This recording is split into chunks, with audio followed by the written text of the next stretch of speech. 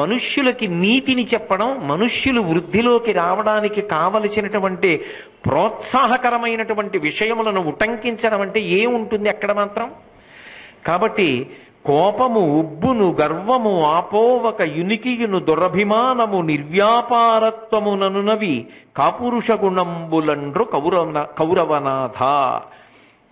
ఇవి కాపురుష గుణములు, చెడ్డవారికి ఉండేటటువంటి లక్షణములు. అటువంటి లక్షణములను పొందకూడదు సుమా. ఎవరికి వారు ఎప్పటికప్పుడు పరిశీలనం చేసుకుంటూ కాలాన్ని దుర్వినియోగం కాకుండా సద్వినియోగం చేసుకోవడం అనేటటువంటిది బాగా అలవాటు చేసుకోవాలి. ఇంకా ఇంతకన్నా మీరందరూ ప్రాజ్ఞులు, నేను దాని గురించి చెప్పవలసిన అవసరం లేదు. పిల్లలైతే ఇంకా దాని గురించి గుచ్చి గుచ్చి గుచ్చి గుచ్చి ఎక్కువసేపు మాట్లాడలేమో, కానీ మీ అందరూ ప్రాజ్ఞులు. నిజానికి జీవితాన్ని సక్రమంగా వినియోగించుకోవడం అంటే మీలో ఎందరో పెద్దల దగ్గర నేను నేర్చుకోవలసిన వాడిని. అటువంటి పవిత్రమైన సభలో నేను మీకు ఎక్కువగా మాట్లాడడం మర్యాద కూడా కాదు. అందుకని దాన్ని అక్కడతో విడిచిపెడుతున్నాను.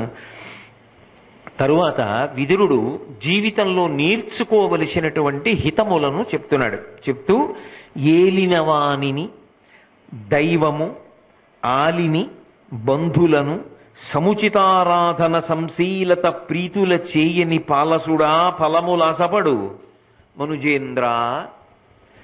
ప్రశ్నతో పూర్తి చేశాడు పద్యాన్ని. అసలు నా జీవితం ఫలవంతంగా ఉండాలి, నేను చాలా సంతోషంగా ఉండాలి అని ఆశ పడడానికి నీ దగ్గర కొన్ని లక్షణాలు ఉండాలి కదా. ఈ లక్షణములు లేనివాడు వివేక శూన్యుడు జీవితంలో నేను సంతోషంగా ఉంటానని ఎలా అనుకోగలడాయా ధృతరాష్ట్ర మహారాజా అని అడుగుతున్నాడు. ఇప్పుడు దేహబంధముల గురించి, అనుబంధముల గురించి మాట్లాడుతున్నాడు. బహుశः ఇంత గొప్పగా మాట్లాడడం అందరికీ సాధ్యం కాదు, అది విదురుడి స్థాయికి మాత్రమే చెల్లు. అందులో ఆయన అంటున్నాడు, ఏలినవానిని. మొట్టమొదట గౌరవించడం అనేటటువంటి మాట జీవితంలో వచ్చి ఉండాలి. ఎవరిని గౌరవించాలి అన్నది జీవితంలో తెలుసుకుని ఉండాలి. అలా ఎవరిని గౌరవించాలి అన్న విషయంలో నీకు స్వేచ్ఛ కానీ స్వాతంత్ర్యములు కానీ నువ్వు పెట్టుకోకూడదు. నా మాట మీరు బాగా అర్థం చేసుకుంటున్నారో లేదో. వీరిని నేను గౌరవించచ్చా గౌరవించకూడదా అన్న స్వేచ్ఛ కానీ స్వాతంత్ర్యము కానీ నువ్వు పెట్టుకోకూడదు, అది పరిణతి. ఎవరిని గౌరవించాలి అంటే కుర్చీని గౌరవించాలి. అదేమిటండి మీ మాట అసమంజసంగా ఉంది, మీరు అలా మాట్లాడారేమిటి కుర్చీని గౌరవించాలని అని అనుకోకండి. చూడండి, లోకంలో ఒక మాట ఉంటుంది, I give respect to the chair అంటుంటారు. నేను ఆ కుర్చీకి గౌరవిస్తున్నానంటారు. విష్ణువు మనం ఆరాధన చేసేటటువంటి స్థితికర్త ప్రతిరోజు ప్రత్యక్షంగా ఎవరి రూపంలో దర్శనమిస్తారంటే మనకి జీతం ఇస్తున్నటువంటి ప్రభువు, అధికారి ఎవరై ఉంటాడో ఆయనే విష్ణు స్వరూపం. నువ్వు ఇంటి దగ్గర పూజా మందిరంలో ఏ విష్ణు స్వరూపానికి నమస్కారం చేశావో అది ప్రత్యక్షంగా కరచరణాదులతో కదిలితే నువ్వు ఎక్కడ ఉద్యోగం చేస్తున్నావో ఆ సంస్థకి ఆధిపత్యం, అధికారంలో ఉన్నటువంటి వారెవరో ఆయనని నువ్వు విష్ణువుగానే భావించాలి. అంతే, అదంతే సిద్ధాంతం. విదురుడు చెప్తున్నది, కోటేశ్వరరావు చెప్పట్లేదు. నేను లోపలికి వెడుతున్నాను అనుకోండి, ప్రదక్షిణం చేసి ఉపాలయాలు చూసి ప్రధాన ఆలయంలోకి అయ్యప్ప స్వామి గుడిలోకి వెడుతున్నాను అనుకోండి, మౌనంలోకి వెళ్ళిపోతానా వెళ్ళిపోనా? నిశ్శబ్దంలోకి వెళ్ళిపోతానా? ఆయన ముందు నిలబడినప్పుడు నిశ్శబ్దంగా రెండు చేతులు ఎత్తి నమస్కారం చేసి కళ్ళు మూసి ప్రార్థన చేస్తానా? ఎందుకని? నాకొక విశ్వాసం. ఏమిటా విశ్వాసం? నా ఊపిరి ఆయన వలన నేను నడుస్తోంది, నా వాళ్ళన్న వాళ్ళు క్షేమంగా సంతోషంగా ఆయన వలననే ఉన్నారు, నేను చెయ్యి చాపకుండా అన్నం ఆయన వలనే తింటున్నాను, నా సుఖ సంతోషాలన్నీ ఆయన మీదే ఆధారపడి ఉన్నాయి, నాకు ఆపదలు రాకుండా ఆయనే కాపాడుతున్నాడు. ఇక్కడ నువ్వు ఎవరిని చూస్తున్నావో ఆయనే కరచరణాదులతో కాళ్ళు చేతులతో కదిలితే సంతకం పెట్టి నువ్వు అన్నం తినడానికి జీతం ఇస్తున్నవాడెవరో వాడి రూపంలో ఉన్నాడని జ్ఞాపకం పెట్టుకో. నా విష్ణు పృథివీపతి అంది. అసలు ఆ విష్ణువాంశ లేకుండా అధికారి కాలేదు. అందుకే ఒక అధికారి ఉన్న గదిలోకి వెడుతున్నారనుకోండి, మీరు మొట్టమొదట పాటించవలసిన నియమం ఏది అంటే, నేను విష్ణు దర్శనం చేస్తున్నాను, పరమ పవిత్ర హృదయంతో నువ్వు ముందు నమస్కారం పెట్టడానికి మానసికంగా సంతోషాన్ని పొందాలి తప్ప నేనింతటి వాణ్ణి అదొక దురభిమానం అలా అనుకోకూడదు. నేను విష్ణు దర్శనం చేస్తున్నాను, పరమ సంతోషంతో నమస్కారం చెయ్యాలి. ఎందుకని? గర్భాలయంలో కూర్చున్నాడు పరమేశ్వరుడు. గర్భాలయంలో ఎవరిని కూర్చోబెడతారు? పరమేశ్వరుణ్ణి కూర్చోబెట్టారు. ఆ కుర్చీలో ఎవరు కూర్చున్నా వాడు విష్ణువు. అందుకే కుర్చీకి గౌరవం అన్న మాట నేను వాడాను. ఆ కుర్చీ అంత గౌరవనీయమైనది. అందుకే మీరు ఇప్పటికీ చూస్తూ ఉంటారు కొన్ని చోట్ల ఆ కుర్చీలో కూర్చోవలసిన అధికారి లేరనుకోండి, ఏ కారణం చేతనో 10 రోజులు లేరు, ఆయన ఏదో సెలవు పెట్టి వెళ్ళారు. ఆ తర్వాత ఎక్కువ అనుభవం ఉన్న వాళ్ళు ఎవరుంటారో కార్యాలయంలో వాళ్ళని అందాక ఆ పదవిని నిర్వర్తించమంటారు. కానీ వాళ్ళు ఆ కుర్చీలో కూర్చోరు. ఎందుకు కూర్చోరో తెలుసా? అది తన పై అధికారి కూర్చునేటటువంటి కుర్చీ కాబట్టి అందులో ఎందుకు కూర్చోవాలి? నేను పనిచేస్తున్న కార్యాలయంలోనే ఒక అధికారి ఉండేవారు. ఆయన ఎవరైనా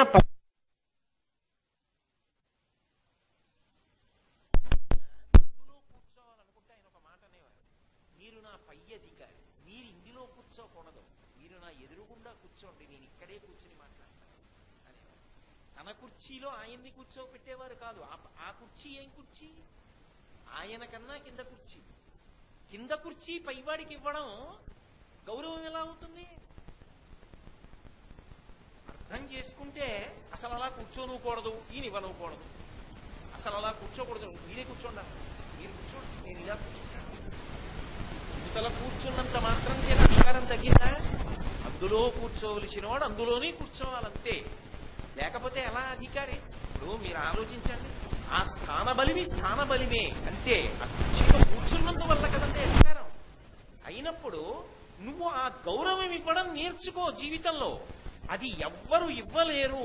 గౌరవం ఇవ్వడం మనిషి పరమ సంతోషం పొందడానికి ఒక కారణం. నేను నా అధికారికి గౌరవం ఇస్తా, ఒక గౌరవం. మా తండ్రికి గౌరవం ఇస్తా, అది నాకు సంతోషం. మా గురువు గారు కనపడితే నేల మీద పడిపోతా, అది నాకు సంతోషం. మా అన్నయ్య కనపడితే తో మర్యాదగా మా అన్నయ్య వదిన కనపడితే ఓసారి వంగి నమస్కారం చేసి ఆశీర్వదించుకుంటా, అది నాకు సంతోషం. అన్నం పెడుతున్న వాడెవరున్నాడో, ఎవడు సంతకం పెడితే నువ్వు అన్నం తింటున్నావో ఆయనకే గౌరవం ఇవ్వడం నీకు చేతకాకపోతే ఎవరికి గౌరవం? అన్నం పెడుతున్నావు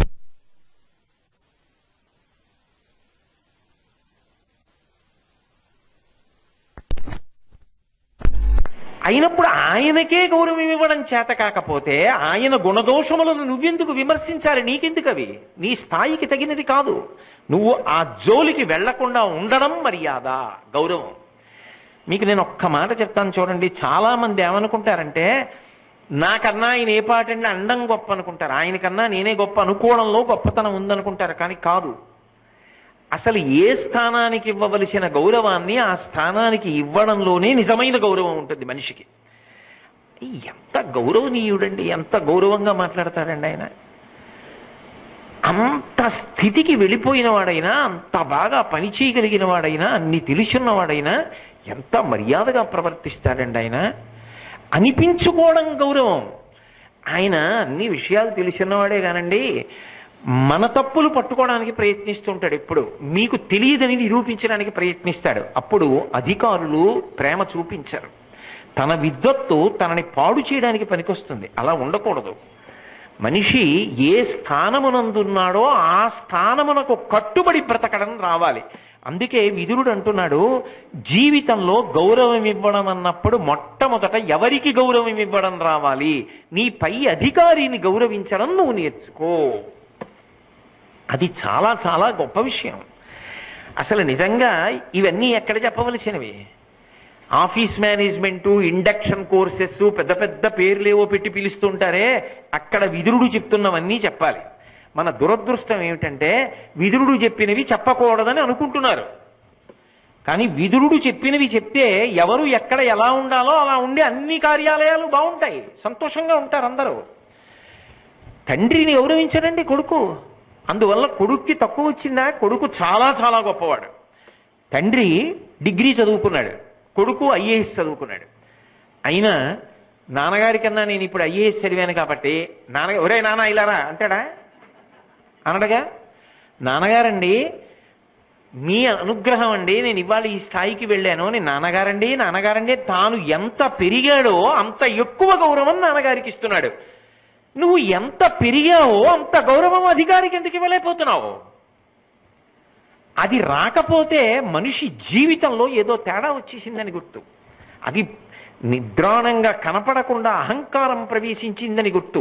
మీరు ఎందుకంటే ఒక్కటి ఆలోచించండి, మనిషి తప్ప భూతకోటిలో అన్ని ప్రాణులకు రెండు మానసిక భావనలు ఉంటాయి. రెండే. ఒకటి నమ్మిందనుకోండి, అది విశ్వాసాన్ని ప్రకటిస్తుంది. నేను కాస్త పచ్చగడ్డి పట్టుకుని అక్కడ నిలబడి దా అన్నాను అనుకోండి, అలా వెళ్ళిపోతున్న ఎద్దు ఇటు తిరిగి నా దగ్గరికి వస్తుంది. ఎందుకంటే నమ్మింది, వాడు గడ్డి పట్టుకున్నాడు నాకు పెడదాం అనుకుంటున్నాడు అని. అలా ఎద్దు వెళ్ళిపోతుంటే నేను కర్ర పట్టుకుని హాయ్ అన్నాను అనుకోండి, అది పరిగెత్తుకుపోతుంది. ఎందుకంటే దానికి రెండే తెలుసు. ఒకటి నన్ను నమ్మడం తెలుసు, నన్ను చూసి భయపడ్డం తెలుసు. కానీ చాగంటి కోటేశ్వరరావు గారు వచ్చారు, ఎప్పుడు మీరేనా దండ నేనేస్తాను అని గోపాలకృష్ణ గారిని అడగగలదా? అడుగుతుందా దండేస్తానని? పోనీ అది నా మీద నిజంగా లోపల ఏదైనా గౌరవం ఉన్నా కూడా గౌరవ ప్రకటన అది చెయ్యగలదా? నేనున్నాను అనుకోండి, గౌరవనీయులు కనపడితే 2 చేతులు కలిపి నమస్కారం చేయగలను. అది నా జన్మకి ఎంత అదృష్టం మనిషిగా పుట్టినందుకు. నేను వారి పట్ల మీరు అని మర్యాదగా మాట్లాడగలను బహువచనంతో. అలా ఇంకొక ప్రాణి మాట్లాడదు కదా, అది నాకు ఎంత గొప్ప విషయం. భగవంతుడిచ్చిన ఎంత గొప్ప విభూతి ఒకరిని గౌరవించి మాట్లాడడం. అలా గౌరవించడానికి స్థానములున్నాయి. వాటిని గౌరవించడమే చేత కాకపోతే నువ్వు వేటిని గౌరవించలేవు. అన్నం పెడుతున్న అధికారినే గౌరవించడం చేత కానప్పుడు నువ్వు ఎవరిని గౌరవించగలవు? అందుకే లేచి నిలబడడం, నమస్కారం చెయ్యడం, మర్యాదా పురస్సరంగా మాట్లాడడం, ఇవి ఏవో మనం తక్కువైపోయాము అని అనుకోకూడదు. నిజానికి అవి మనం ఎక్కువ అవ్వడం, జీవితంలో పైమెట్లు ఎక్కడం. మీకు నేను ఒక ఉదాహరణ చెప్తాను.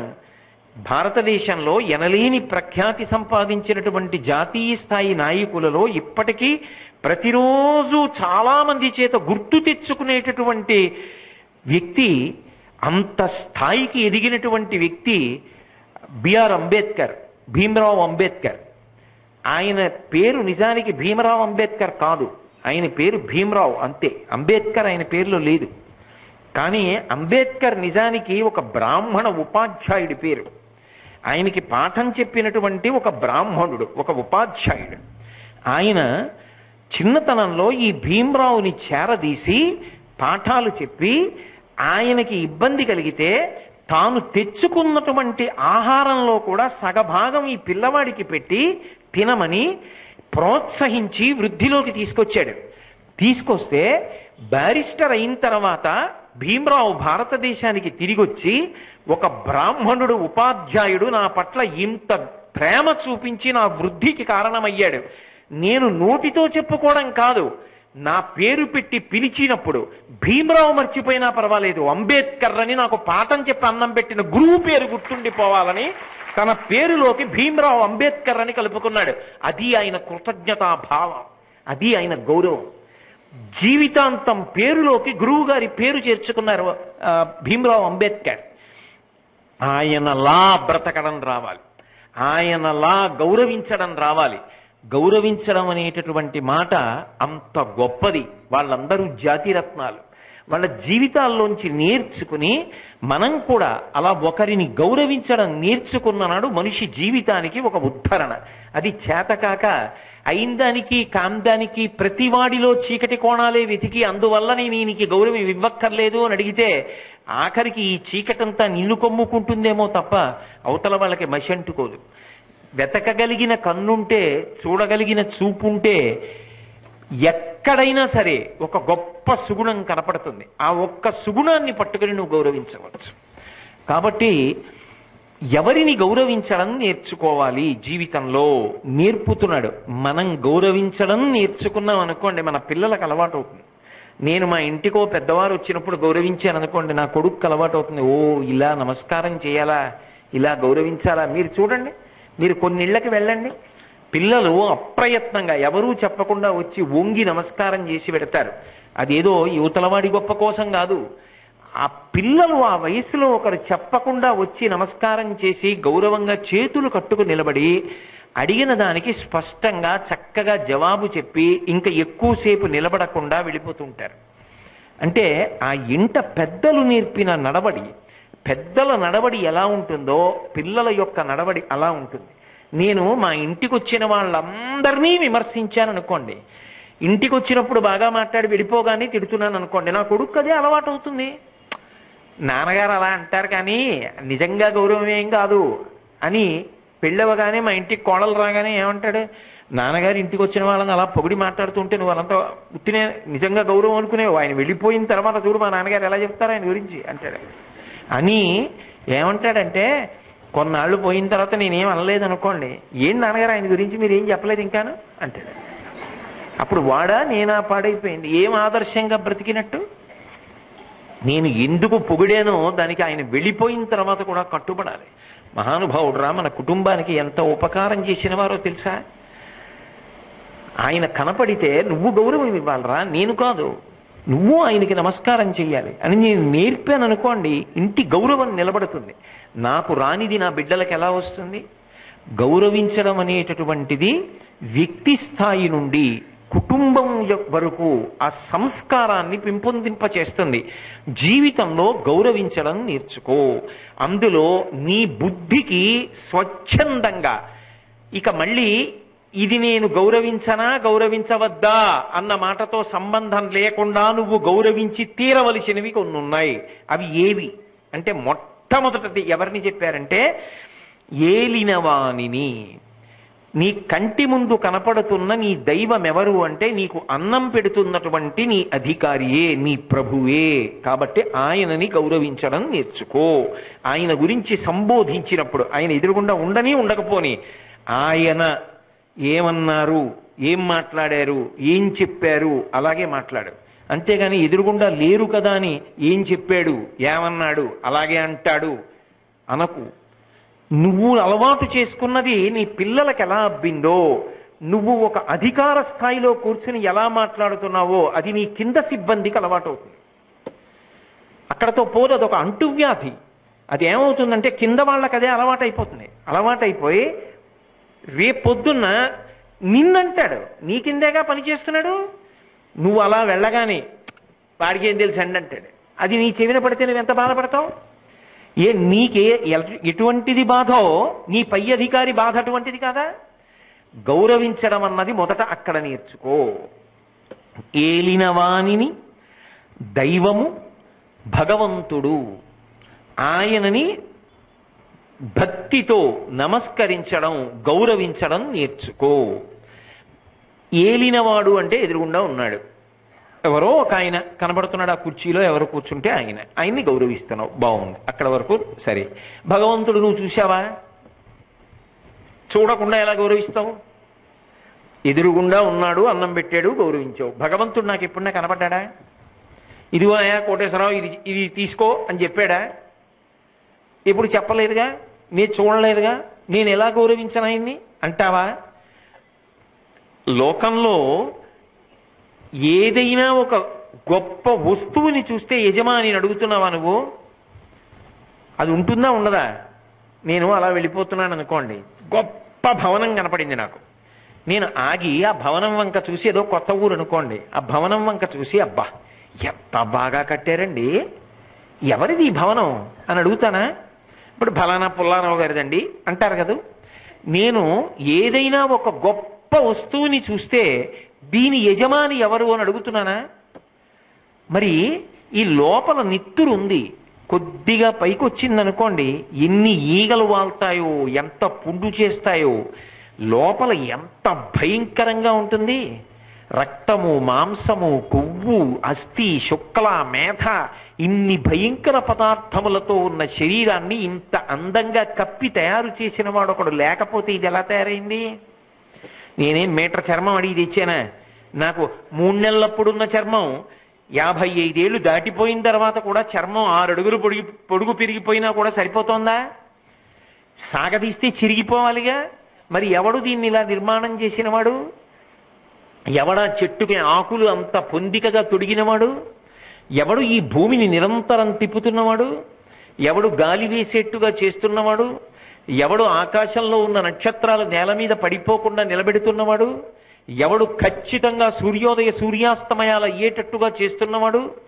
ఎవడు చీకటి పడ్డాక నిద్ర పట్టేటట్టుగా చేసి నిద్రాకాలంలో ఇంద్రియములకు బడలిక తీరేటట్టుగా చేస్తున్నవాడు? నాలుక మీద రుచి కోసం తిని విడిచిపెట్టిన పదార్థాన్ని కడుపులో జీర్ణం చేస్తున్నవాడెవరు?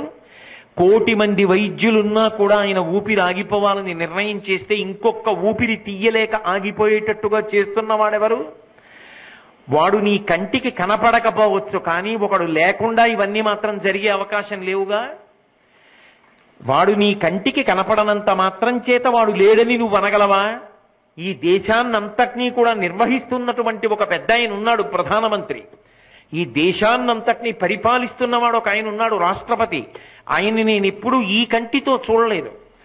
నేను నిజంగా మోదీ గారిని ఎప్పుడూ ఈ కంటితో నేను చూడలేదు. భౌతికంగా టీవీల్లో చూడడం కాదు, నేను ఎదురుగుండా ఆయన్ని ఎప్పుడూ చూడలేదు. ఇంకా రాష్ట్రపతి గారిని చూశాను, ఈ మధ్యనే భీమవరం సభలో చూశాను. కానీ నేను ఎప్పుడూ ప్రధానమంత్రి గారిని చూడలేదు.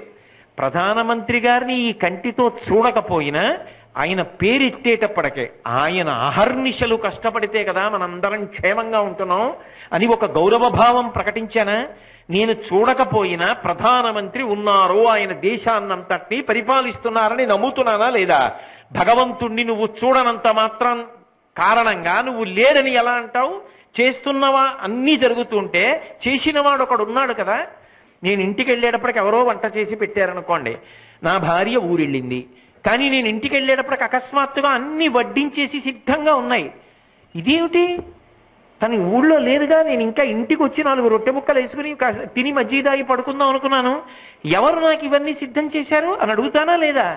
ఎవరో చేయకుండా అవన్నీ ఎలా సిద్ధపడ్డాయి? ఎవరు ఊపిరి తీయించి విడిచిపెడుతున్నారు? నేను నిద్రపోయినప్పుడు ఎవరు ఊపిరి తీస్తున్నారు?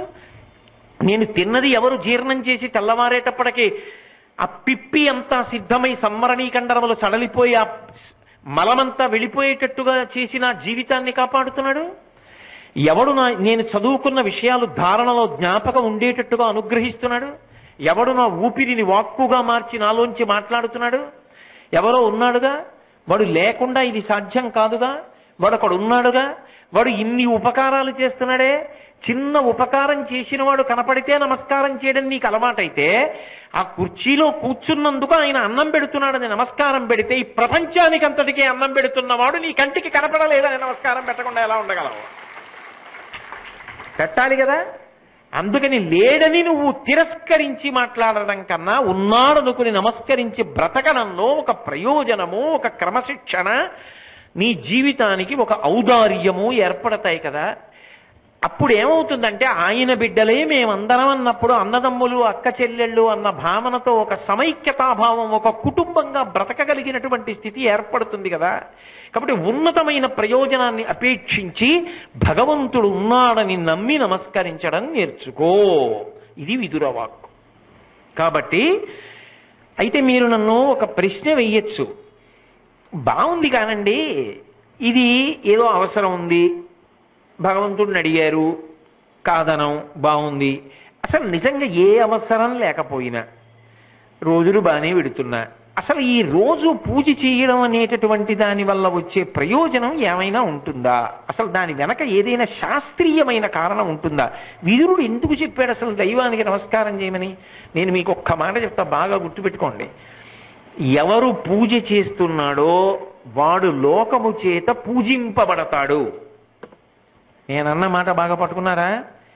ఎవరు పూజ చేస్తాడో వాడు లోకము చేత పూజ అందుకుంటాడు. అదేమిటండి మీరు అన్న మాట మాకు బాగా అర్థం కాలేదు, మీరేదో అన్నారు బాగుండదని అన్నామంతే అంటారా? మీకు వివరణ చేసే ప్రయత్నం చేస్తా. పూజ అంటే ఏమిటి? పొద్దున్నే దేవుడి దగ్గరికి వెళ్ళో దీపం పెడుతున్నా. ఎందుకు? ఎవరు భగవంతుడు?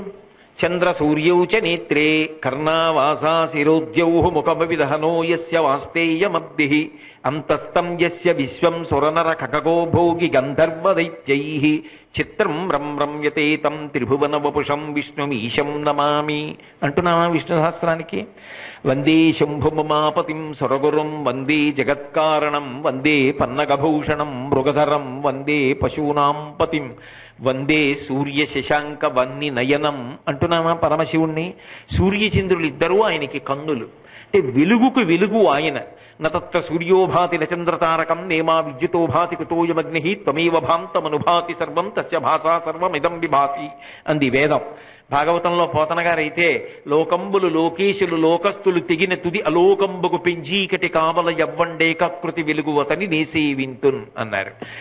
అంతా చీకటైపోయాక కూడా వెలుగుగా నిలబడగలిగిన వాడెవరో వాడే పరమాత్మ. ఆయన స్వరూపమే వెలుగు. మరి వెలుగులకు వెలుగైన వాడికి ఈ దీపం ఎందుకు? ఏమిటి దీపం పెట్టకపోతే ఏమవుతుంది? ఆయనకి కనబడదా మనకు కనబడదా? పోనీ తెల్లవారుదావనో చీకట్లోనో పూజ చేసావు, దీపం పెట్టావు, నీకు ఉపయోగమేమో, ఆయనకు ఎవడొచ్చి చేస్తున్నాడో ఆయన కనిపెట్టడానికి బాగుంటుందేమో అనుకో. పొద్దున 10ంటికి సత్యనారాయణ వ్రతం చేస్తుంటే ముందు దీపం ఎందుకండి? ఏమిటి దానివల్ల ఉపయోగం? అంటే కేవలం దీపం వెలిగించడం కాదు. దీపం ఎందుకు వెలిగిస్తారంటే, ఈశ్వరా నువ్వు ఈ కంటికి వెలుగిచ్చావు, ఈ కంటి వెలుతురులో నా భార్యని చూస్తున్నా, బిడ్డల్ని చూస్తున్నా, మనవల్ని చూస్తున్నా, పర్వతాలు చూస్తున్నా, జలపాతాలు చూస్తున్నా, చెట్లు చూస్తున్నా, స్నేహితుల్ని చూస్తున్నా, మనవల్ని చూస్తున్నా, దేవాలయాన్ని చూస్తున్నా, ధ్వజస్తంభాన్ని చూస్తున్నా, ఎంత సంతోషపడుతున్నాను. ఇన్ని సుఖాలకి కారణం నువ్వు కంటికి ఇచ్చిన వెలుగు కదూ. నువ్వు ఇంత వెలుగు నా కంటికి పెట్టి ఇన్ని సుఖాలు అనుభవించడానికి నన్ను కారణం చేశావు. కాబట్టి నీకు నేను కృతజ్ఞతగా, నీకు నేను మళ్ళీ కృతజ్ఞత చెప్పడానికి ఏ వెలుగు నా కంటికి ఇచ్చి నాకు ఇన్ని సుఖాలు ఇచ్చావో ఆ వెలుగుకు ప్రత్యామ్నాయంగా ఒక దీపం పెట్టి కృతజ్ఞత చెప్తున్నాను.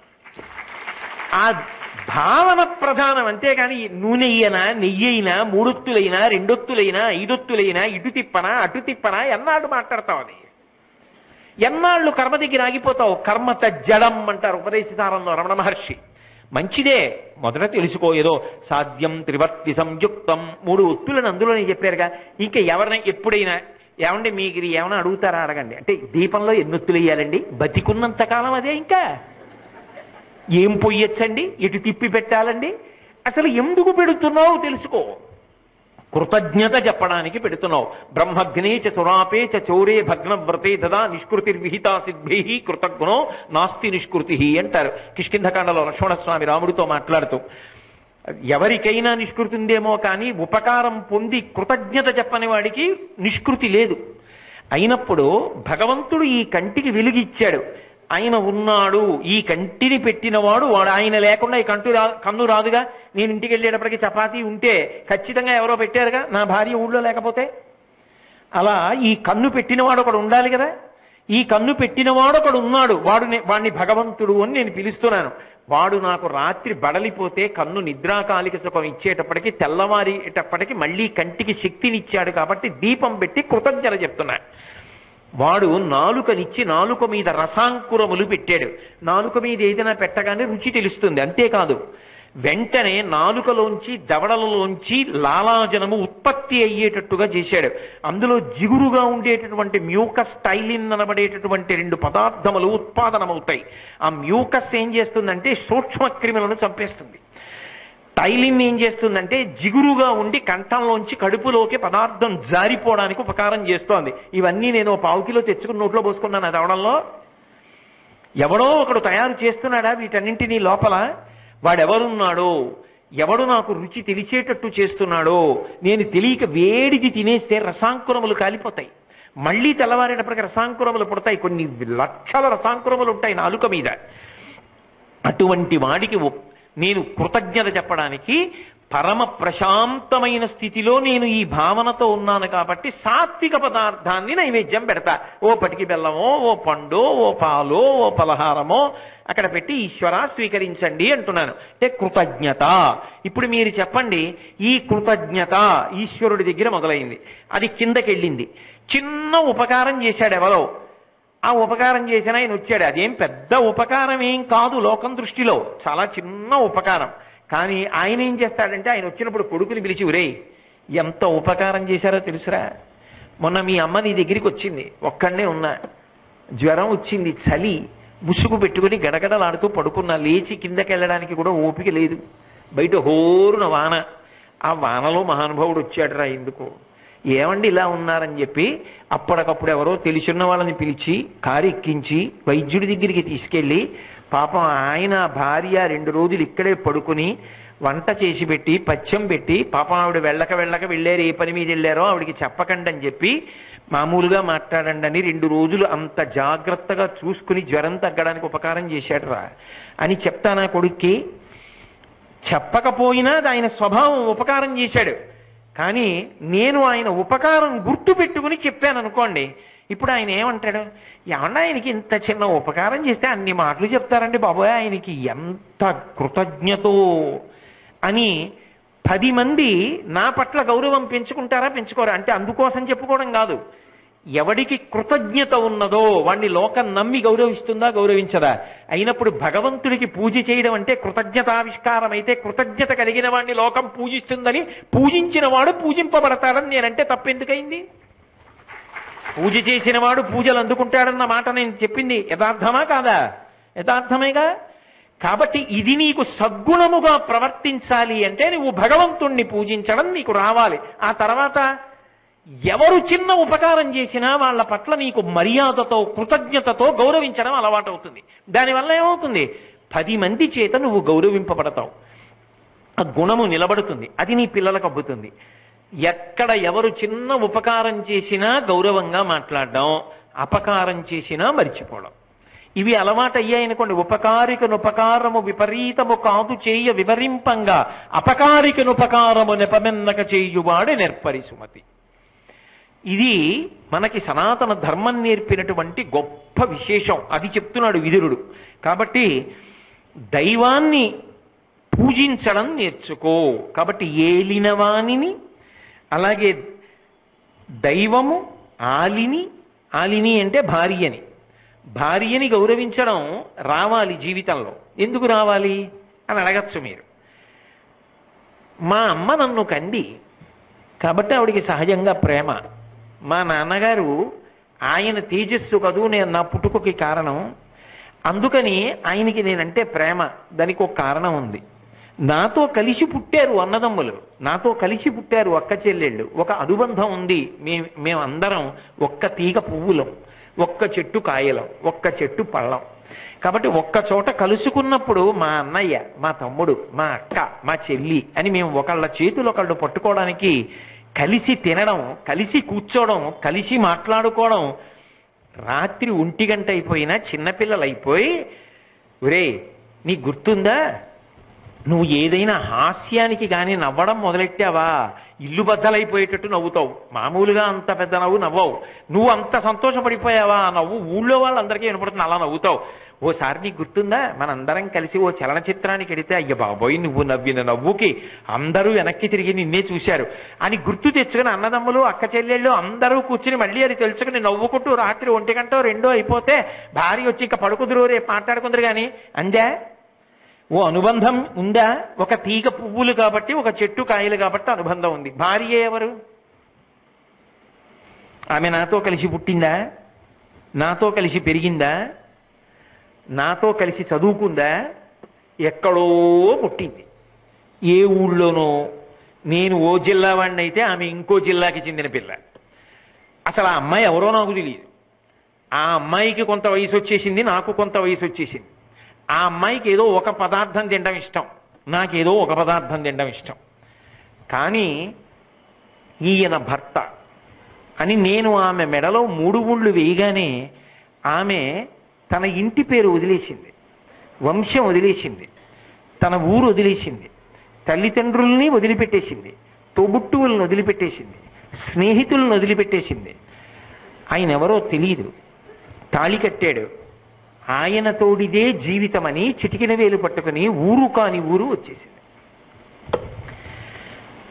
ఆ అమ్మాయిని సుఖపెట్టడమే నీకు చేత కాకపోతే, ఆ అమ్మాయి కిలకిలా నవ్వేటట్టుగా పలకరించడమే నీకు చేత కాకపోతే, ఇక నువ్వు ఎవరిని సుఖపెట్టగలవు జీవితంలో?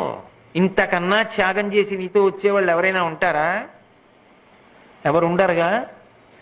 నీ తేజస్సును ఆమె పొంది నువ్వు తండ్రి అవ్వాలి, నీ వంశం నిలబడాలని ఆమె మరణ సదృశమైన వేదనను పొందింది. ఎంత నిత్తురుపోయిందో. ఆమె బ్రతుకుతుందో బ్రతకదో కానీ నవ్వుతూ వెళ్ళిపోయింది వైద్యశాలలోకి. వెళ్ళిపోయి క్యారుమని బిడ్డ ఏడవగానే ఆయన తండ్రి అయ్యారని ఆనందపడిపోయింది.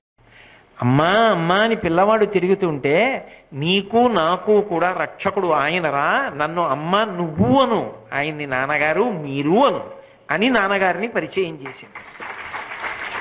అంత ఉదాత్తురలే జీవితంలో ఆయన చేతిలో నేను వెళ్ళిపోవాలి అనగలిగిన మనిషి కదా. నీ కోసం అహరహం పరితపించిపోతుంది. అటువంటి వ్యక్తినే నువ్వు నమ్మలేకపోతే, అటువంటి వ్యక్తిని ప్రేమతో గౌరవించడం నీకు చేత కాకపోతే, ఆమెని సంతోషపెట్టేలా నేను మాట్లాడలేకపోతే ఎలా? ఎంత గొప్పవాడైనా భార్య దగ్గరికి వెళ్ళేటప్పటికి మాత్రం ఆమె సంతోషించేటట్టుగా మాట్లాడాలి, ఆమె నవ్వేటట్టుగా చూసుకోవాలి.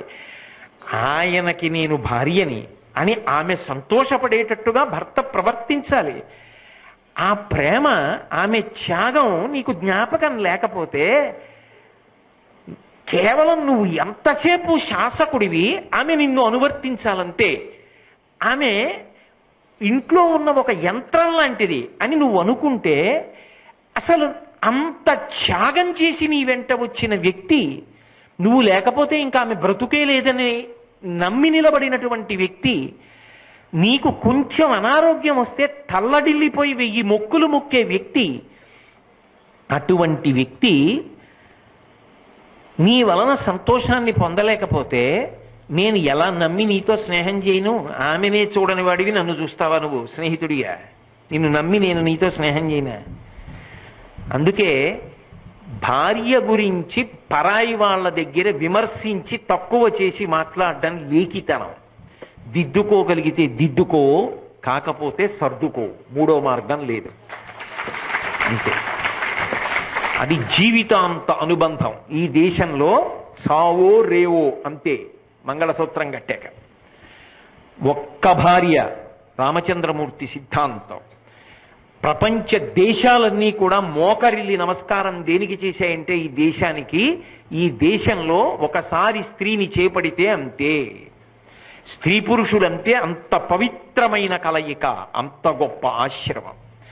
అటువంటి భార్య ఈసడింపవలసినది కాదు. పరమ ప్రేమతో నువ్వు చూడదగినటువంటి వ్యక్తి, గౌరవింపదగిన వ్యక్తి. యథార్థానికి ఇంకా లోతుగా నేను చెప్పవలసి వస్తే, ఆమె నీ జీవితంలో ఉత్తమ లోకాలు పొందడానికి పుణ్యమునకు కారణం ఆమెయే. ఆమె లేదు యజ్ఞం చేయకూడదు, ఆమె లేదు యాగం చేయకూడదు, ఆమె లేదు కడుపున పుట్టిన కూతుర్ని కన్యాదానం చేయడానికి వీల్లేదు, పీటల మీద కూర్చోడానికి. ఆమె నీ పుణ్యమునకంతటికీ కూడా కారణమై ఉన్నది. ఆమె లేని నాడు నీకు ఉత్తమ క్రియలు చెయ్యడానికి కూడా అధికారం లేదు. అందుకే ఒక వ్యక్తి శాస్త్రం బాగా తెలిసినవాడు ఒక మాట అన్నాడు, భార్య మరణిస్తే నాకు ఇహంలో సుఖం పోయింది, పరలోకాలకి చెందడానికి కావలసిన పుణ్యము పోయింది, రెండింటిని మూట కట్టి పట్టుకుపోయావే అన్నాడు.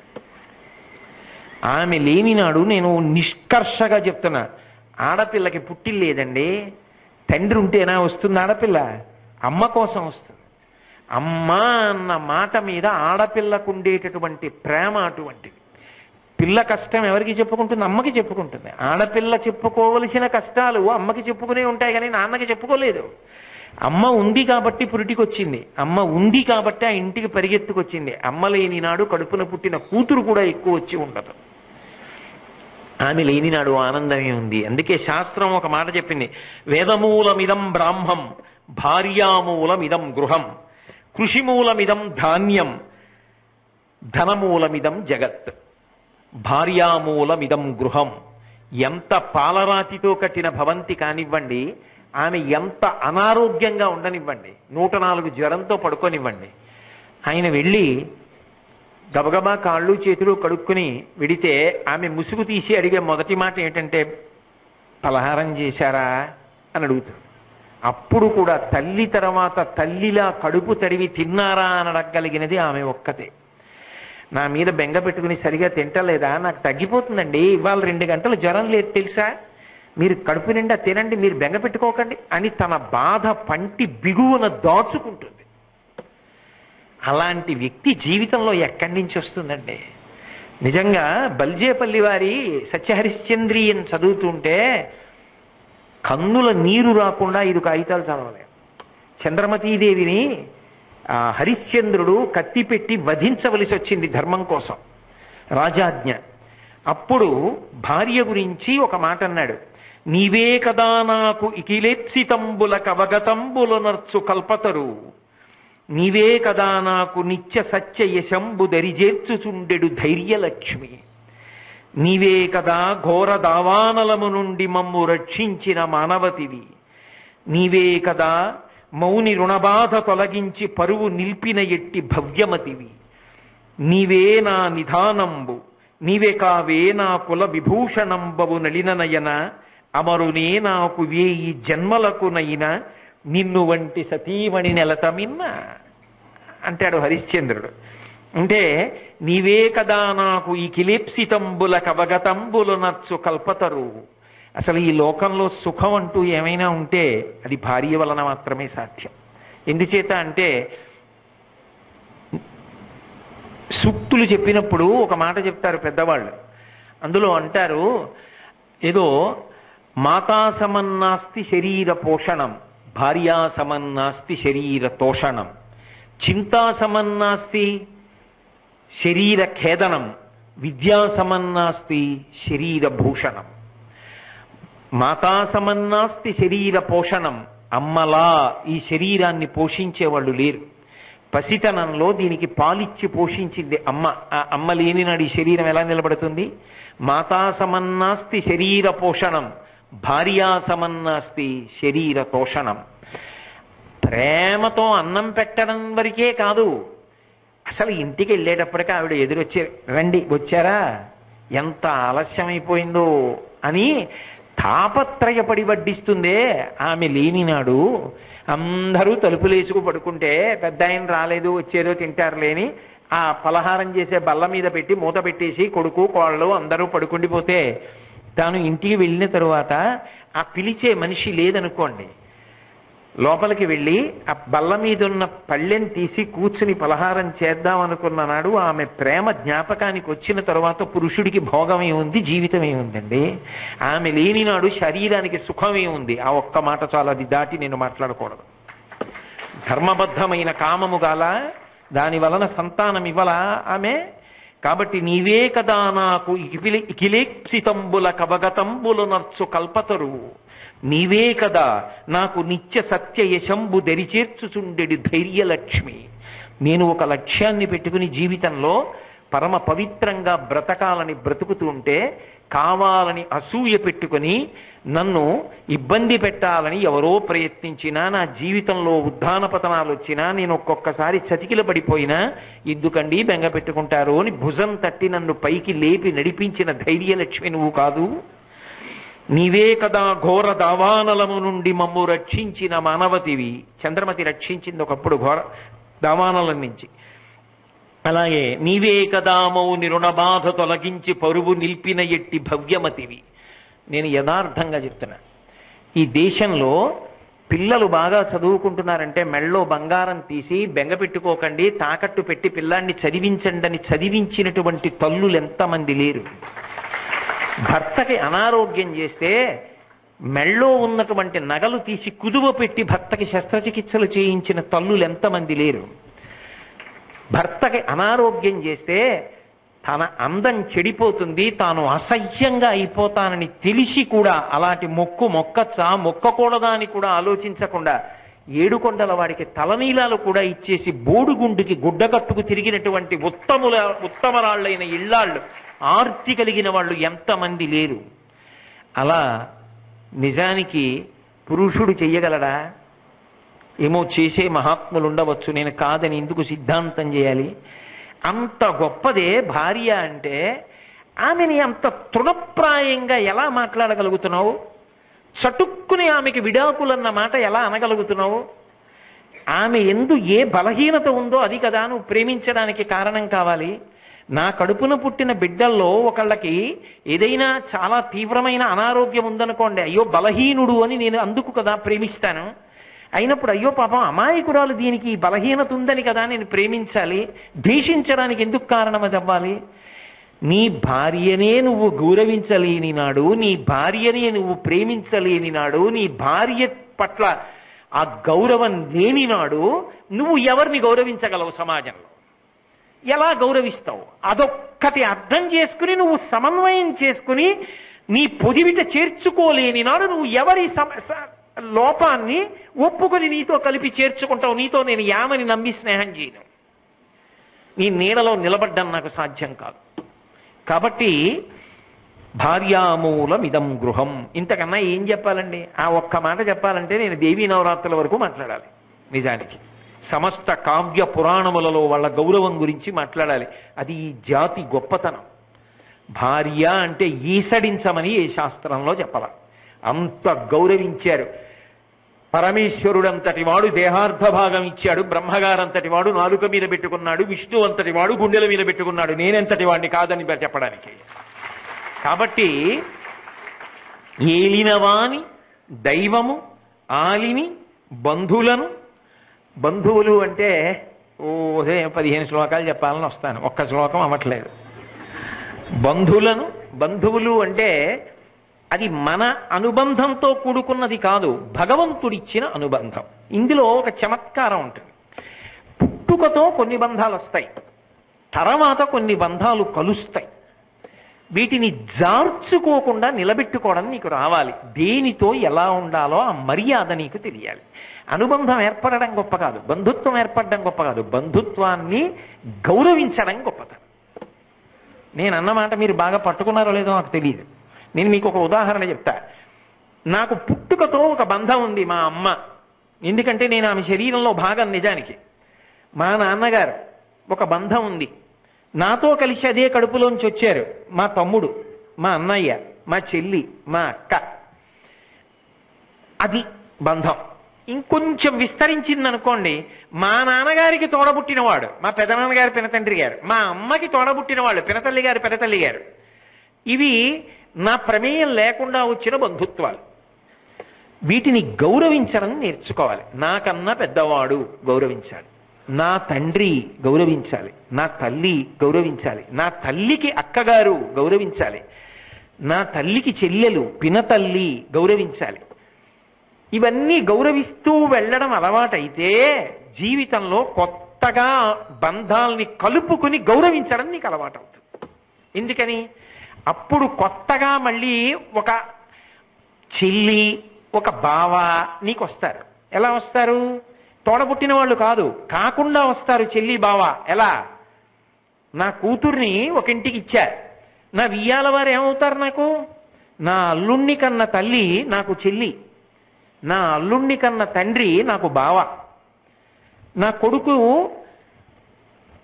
పురుషార్థం కోసం వేరొక ఇంటి పిల్లని కోడలిగా తెచ్చుకున్నా, నా కోడల్ని కన్న తండ్రి నాకు బావగారు, నా కోడల్ని కన్న తల్లి నాకు చెల్లి. నా చెల్లెలు ఇంటికి వెళ్ళాను అనుకోండి, నేను మా అన్నయ్య వచ్చాడు మా అన్నయ్య వచ్చాడు మా అన్నయ్య వచ్చాడని పొంగిపోతుంది. మా చెల్లి వంట చేసుకుంటోందని అది వచ్చే వరకు నేను అలాగే ముందు గదిలో కూర్చుంటానా? ఏమ్మా ఎన్నాళ్ళైందో? 2 రోజులే ఉంటానమ్మా, మళ్ళీ వెళ్ళిపోతాను. ఏంట్రా నాన్న బాగున్నావా? ఇప్పుడు నీ ఆరోగ్యం బాగుంటుందా? మళ్ళీ నా కోసం ఇప్పుడు మళ్ళీ పిచ్చి తల్లి దోసకాయ పప్పు వేస్తున్నావా? చిన్నప్పటి నుంచి వీడి దోసకాయ పప్పు ఇష్టం ముత్తినే అంటున్నాను చూడండి. నిజంగా కోటేశ్వరరావుకి దోసకాయ పప్పు ఇష్టం అనుకునేరు. ఏదో ఉదాహరణ చెప్పాలి కాబట్టి చెప్తున్నా, ఓ చెల్లెలి అనుబంధం గురించి చెప్తున్నాను అంతే నేను. అని వంటింట్లోకి వెళ్ళి మాట్లాడుతున్నానా? చెల్లెలు వంటింట్లో పనిచేసుకుంటూ ఉంటే వంటింట్లోకి వెళ్ళి మాట్లాడుతున్నా. మా బావగారు కనపడితే బావగారు రండి అని చెప్పి ఎంతకాలం ఇద్దరం కలిసి అనుబంధం, బావగారు రండి అని కూర్చోబెట్టుకుని, బావమరిది అంటే బ్రతక కోరుతాడు. బావగారు మేనల్లుళ్ళు బాగా చదువుకుంటున్నారా? బావగారు ఏమైనా ఇబ్బంది పడుతున్నారా? ఏం ఇబ్బంది లేదు కదా. బావగారు మీరు పని చేయండి, నా మాట వినండి, ఇప్పటి నుంచే పిల్లలు వృద్ధిలోకి వచ్చి ఎక్కువ కట్టవలసి వచ్చినప్పుడు ఇబ్బంది పడతారు, మీరు ఇలా మొదలెట్టండి బావగారు, ఇలా కొంత పొదుపు చేయడం నేర్చుకోండి అని చెప్తున్నానా? అసలు నాకు ఇక్కడ మర్యాద ఇవ్వడం అలవాటైతే ఆ తర్వాత నా కూతురినిచ్చినప్పుడు కొడుకునిచ్చినప్పుడు కొత్తగా చెల్లి బావగారు ఒకళ్ళు వచ్చారు, అప్పుడు కూడా ఈ ప్రేమ అలా ఉండాలి. నేను నా వియ్యాలారింటికి వెళ్ళినప్పుడు ఏం చేస్తున్నావమ్మా అని ఆ చెల్లి వంట చేస్తున్న చోటుకి వెళ్ళగలగాలి. నా వియ్యంకుడు మా ఇంటికి వస్తే ఏం చేస్తున్నావు చెల్లెమ్మా అని నా భార్య వంట చేస్తుంటే వెళ్ళగలగాలి. నా దగ్గర కూర్చోవడం గొప్ప కాదు, ఆ అనుబంధం ముందు నా భార్యతో ఉండాలి, నాకు నా చెల్లి పట్ల ఉండాలి. నా చెల్లి వలన బావగారు, నా భార్య వలన నేను, అనుబంధాలు కలిసాయనుకోండి, అందుకే చెల్లి బావగారు అనిపిస్తారు. అంత ప్రేమతో కలగలిసిపోవాలి. అప్పుడు గౌరవాలు అలవాటు అయ్యాయనుకోండి, ఒకరి కోసం ఒకరు చేయి చేయి పట్టుకుని నిలబడి ఒక్కడి కోసం ఇంతమంది వస్తారు. అసలు ఆ బంధుత్వాన్ని గౌరవించడం రాలేదనుకోండి, నీకు అసలు మొదటే రాలేదు, నా బోటిగడికి రాలేదనుకోండి, అసలు తోడబుట్టిన చెల్లితో అనుబంధం లేదు, తోడబుట్టిన చెల్లితో బావగారితో అనుబంధం లేదు, తోడబుట్టిన తమ్ముడితో అనుబంధం లేదు, మరదలితో అనుబంధం లేదు, కొత్తగా వచ్చిన చెల్లెలితో బావగారితో నాకు ఎలా ఉంటుంది అంటే ఉదాహరణకి చెప్తున్నాను, నిజంగా నాకు అలా లేవని మీరు అనుకోకండి.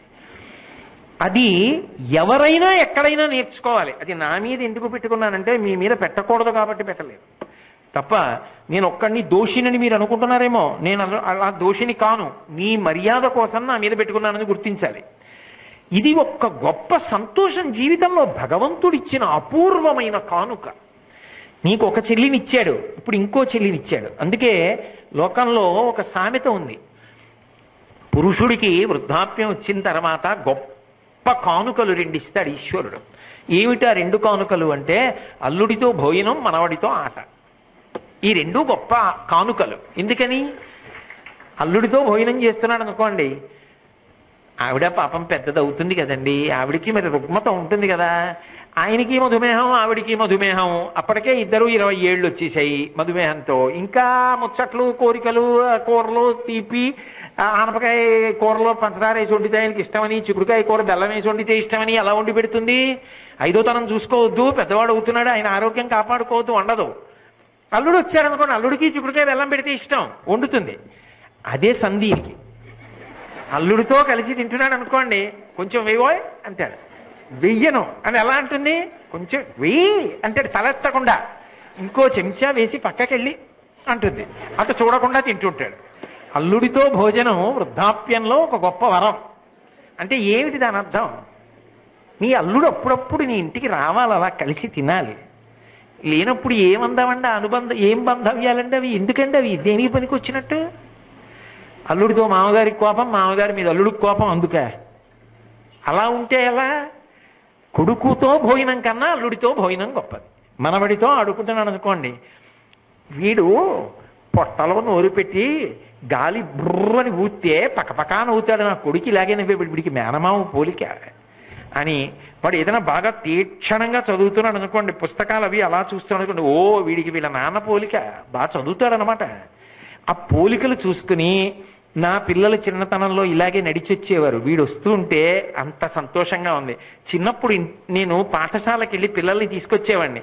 ఇదిగో ఇప్పుడు మనవడి దగ్గరికి వెళ్ళి ఆ గంట కొట్టగానే వాడు పరిగెత్తుకుంటే తాత అని వచ్చేటప్పటికి రారా మనవడా అని వాడిని ఎత్తుకుని ఇంటికి తీసుకురావడంలో తాతకి ఎంత సంతోషం, ఇంకో 10 ఏళ్ళు బతుకుతాడు.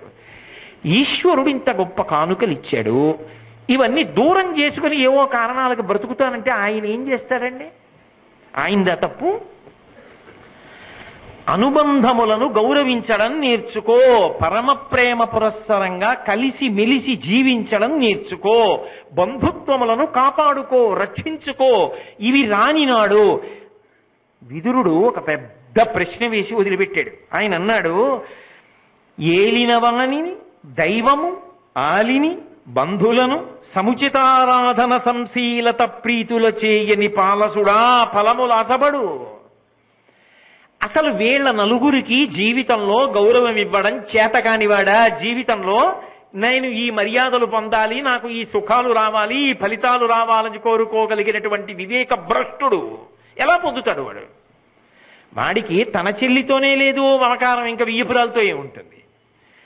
వాడికి తన బావగారితోనే లేదు, ఇంకా ఆ బావగారితో ఏముంటుంది?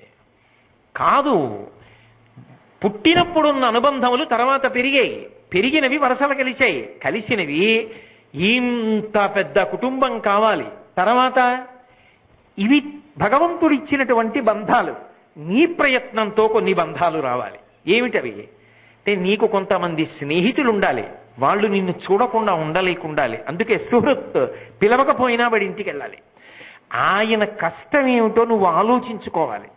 అయ్యో పిచ్చాడు, ఇది రాదే నా స్నేహితుడికి, ఎలా బతుకుతాడు రేపు పొద్దున్న. అందుకని ఆయన కోసం నువ్వు అమర్చాలది, నీ కోసం ఆయన తాపత్రయపడాలి. కలిసి మెలిసి బ్రతకాలి, కలిసి మెలిసి తిరగాలి. ఆఖరికి ఆ బంధుత్వం ఎంత గొప్పదవ్వాలంటే అతను వెళ్ళిపోతే 6 నెలలు కూడా నువ్వు ఉండలేకపోవాలి. అది ఎలా ఉండాలంటే ముళ్ళపూడి వెంకటరమణ గారు బాపు గారుల అనుబంధంలా ఉండాలి. స్నేహం అంత గొప్పది. అంత గొప్ప స్నేహితుడు ఒక్కడైనా ఉండాలి జీవితంలో. ఎవరండి మీ స్నేహితులు? నాకెవ్వరూ స్నేహితులు లేరు. ఏదో దోషం వస్తుందండి, అలా అనకూడదు. నీ మనసు బరువెక్కినప్పుడు, చీకటి ముసిలిన ఏకాంతములో నువ్వు ఒక స్నేహితుడి ఇంటికి వెళ్ళి ఆయనతో కలిసి కాసేపు మాట్లాడుకుని ఆయన నీ భుజం తట్టి, ఎందుకు బెంగపెట్టుకుంటారు, మేమందరం లేవు అని అనగలిగిన స్నేహితుడు ఒకడుంటే అదే భాగ్యము, అదే స్వర్గము. కాబట్టి అటువంటి స్నేహితులు ఉండాలి. అవి నువ్వు పెట్టుకున్న అనుబంధాలు, ఇవి ఉండాలి. నువ్వు ఒక కార్యాలయంలో పనిచేస్తున్నావు, నువ్వు వస్తున్నావు అంటే 10 మంది సంతోషించాలి. నువ్వు రాకపోతే 10 మంది అడగాలి, ఆయన ఏమంటే రావట్లేదని అడగాలి. అంతేగాని గాలిలో ధూళి, వస్తే అంత పోతే అంతలు ఇద్దరు అన్నట్లుగా ఉండకూడదు. అనుబంధం అలా ఉండాలి. వాళ్ళ సంతోషంలో నువ్వు భాగం కావాలి. వాళ్ళకి నువ్వు నీకన్నా చిన్నవాడు, నీ దగ్గర పనిచేస్తున్నవాడు వ్యక్తిగత జీవితంలో ఎలా ఉండాలో చక్కగా నీ దగ్గర కూర్చోబెట్టుకుని నువ్వు మార్గదర్శనం చెయ్యాలి. ఇలా రాయాలోయ్, ఇలా చెయ్యాలోయ్, ఉత్సాహంగా అతను పనిచేసేటట్టు చూడాలి. ఇలాంటి అధికారి నాకు ఎలా దొరుకుతాడు? మళ్ళీ నా అదృష్టం, ఇటువంటి వాడి దగ్గర పనిచేస్తున్నాను, అమ్మో నేను ఈ దగ్గర నుంచి వెళ్ళిపోవలసి వస్తే అని అతను బెంగ పెట్టుకోవాలి. అటువంటి అనుబంధం ఏర్పరచుకోవాలి. ఎక్కడ కనపడినా ఎన్నేళ్ళు అయిపోనివ్వండి, అతను చెప్పుకోవాలి, నేనండి ఆయన దగ్గర పనిచేసిన రోజులున్నాయే నా జన్మలో మర్చిపోలేను. బా తీర్చిదిద్దాడండి, సానపట్టాడు, ఆయన నాకు నేర్పింది మహానుభావుడు అని అతను మురిసిపోవాలి. నువ్వు అతన్ని తలుచుకున్నప్పుడు ఎంత చక్కగా వినేవాడండి నా దగ్గర, ఎంత బాగా పనిచేసేవాడండి అని నువ్వు మురిసిపోవాలి. అలా ఒక అనుబంధాన్ని ఏర్పాటు చేసుకోవాలి. అది చేసుకోలేకపోతే ఎక్కడికి వెళ్ళినా కృతకంగా ఉంటాయి. ఆ కార్యాలయమే కదండి, సాయంకాలం 5 వరకు, ఏముంది ఆ తర్వాత అతను ఎవరో నేను ఎవరో, ఏమిటి ఇవన్నీ అర్థం లేదు. నువ్వు మనిషివి. చక్కగా స్నేహభావన. ఒక చోటికి వెళ్ళావంటే అన్నీ పక్కన పెట్టి అక్కడ అనుబంధం అక్కడ నిర్వర్తించాలి. మిగిలినవన్నీ మర్చిపోవాలి. వాళ్ళ వ్యక్తిగత కష్టాల్లో నువ్వు తోడు కావాలి, వాళ్ళ సుఖాలకి నువ్వు పక్కన నిలబడాలి. ఆయన మాతో కలిసి పనిచేస్తున్నాడు అని వాళ్ళు పొంగిపోవాలి. అక్కడ ఏ భేషజం లేకుండా నువ్వు నిలబడగలగాలి. అలా నిలబడగలిగితే ఆ అనుబంధం, ఆ బాంధవ్యములను నిలబెట్టుకోవడం చేత కానివాడు, అలా సుఖపడలేనివాడు, అది అలవాటు కానివాడు ఎక్కడ సుఖపడతాడు, ఎక్కడ వివేకంతో వృద్ధిలోకి వస్తాడు? రాలేడు. అనుబంధం ఉందనుకోండి, నా కోసం పరిగెత్తుకొచ్చి, బావగారు ఏంటి ఏదో ఇబ్బంది వచ్చిందట, పరిగెత్తుకు రావాలి. లేనప్పుడు ఎందుకంటే ఆ బంధుత్వాలు దిక్కుమాల బంధుత్వాలు. నీకు సుఖం వచ్చినప్పుడు కాదు మనుష్య రుణం, మిగిలిన వాళ్లే పరిగెత్తుకొచ్చినప్పుడు, నీకు కష్టం వచ్చినప్పుడు వాడు రాలేకపోతే కాల్సనా బంధుత్వాలు? ఎందుకవి? ఎందుకా చెల్లి, ఎందుకా బావ, ఎందుకా అన్న, ఎందుకా తమ్ముడు? కాదు. వాడు బాగున్నప్పుడేమో వాడికి కష్టం వచ్చింది, నువ్వు పరిగెత్తగలగాలి. ఎప్పుడు నీ ఉపకారం కోసం కాదు బంధుత్వం, నువ్వు ఉపకారం చేయించుకోవడానికి బంధుత్వాలు గుర్తు రావడాలు కాదు, అవతల వాడికి ఇబ్బందికి పాలు పంచుకోవడానికి నీకు బంధుత్వం గుర్తు రావాలి. అప్పుడు అలా గుర్తొస్తేనే బంధుత్వం. లేనినాడు అసలు బంధుత్వాలు పెంచుకోవడానికి ప్రాథమికంగా నీకు లోపల అర్హత లేదు. భగవంతుడు ఒక వయసు ఇచ్చేశాడు కాబట్టి ఆ బంధుత్వాలు పొందేశావంతే. అలా ఉండకూడదు జీవితం. అంతకన్నా పైకి ఎదగాలి, పరిణతి పొందాలి. కోటేశ్వరరావు చెప్పట్ల, విదురుడు చెప్తున్నాడు. విదురుడు చెప్పింది చెప్పాలి కాబట్టి నేను చెప్తున్నాను. కాబట్టి అలా బ్రతుకు, అలా సుఖపడవోయ్. భగవంతుడు ఇవన్నీ సుఖపడడానికి ఇచ్చిన స్థానాలోయ్. ఎందుకు దుఃఖపడతావు? ఎందుకు ఈ గౌరవం లేకుండా అనవసరపు ఘర్షణలకు పోయి జీవితాన్ని పాడు చేసుకుంటావు? ఇది రానివాడు ఎక్కడ సుఖపడతాడు అని ఒక అద్భుతమైనటువంటి హితవాక్కుని మనం జీవితంలో ఎవరిని గౌరవించాలో, ఎలా బ్రతకాలో, ఎలా అనుబంధం ఉండాలో, ఎలా సంతోషంగా ఉండాలో మనకి విదురుడు నిజానికి కుటుంబ జీవనం దగ్గర నుంచి సామాజిక జీవనం వరకు అన్ని విధాలా మనం ఎలా ఉండాలో నేర్పాడు. కాబట్టి నాకు వెనక నుంచి మీకు ముందు నుంచి గోపాలకృష్ణ దర్శనం అవుతోంది కాబట్టి మళ్ళీ విదురుడు రేపు సాయంకాలం 7 గంటలకి మాట్లాడతాడు. మంగళాశాసనపరై మదాచార్య పురోగమై సర్వైశ్చ పూర్వైరాచార్యై సత్కృతాయాస్తు మంగళం. మంగళం కోసలేంద్రాయ మహనీయ గుణాత్మనే చక్రవర్తి తనూజాయ సర్వభౌమాయ మంగళం. ఉమాకాంతాయ కాంతాయ కామితార్థప్రదాయినే శ్రీగిరీశాయ దేవాయ బలినాథాయ మంగళం. సర్వం శ్రీ ఉమామహేశ్వర పరబ్రహ్మార్పణమస్తు. స్వస్తి.